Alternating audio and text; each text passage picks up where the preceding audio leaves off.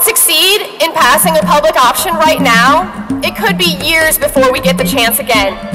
Midterm elections are just around the corner, and representatives like Senator Isaacson won't tackle such a dicey issue close to the elections.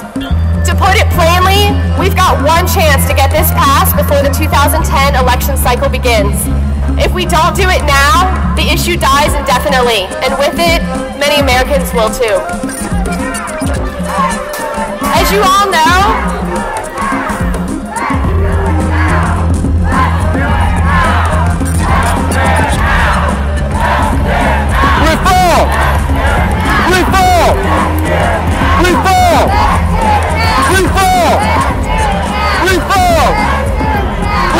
we do need health care now.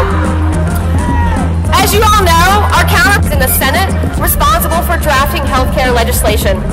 Let me say that again. There are two committees in the Senate responsible for writing health care legislation reform, and Senator Isaacson is on one of them. And he's here, he's our Georgia senator.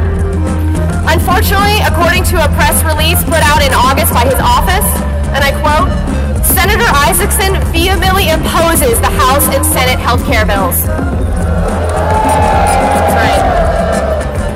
Instead, Senator Isaacson believes that by changing tax laws, it will make health care affordable to everyone. That's right. To me, this is hardly a solution to our health care crisis, and we need to remind Senator Isaacson that he doesn't represent only the rich, and he certainly doesn't represent the interests of insurance companies. He represents all of the citizens of Georgia, and his proposals don't address the needs of the vast majority of us.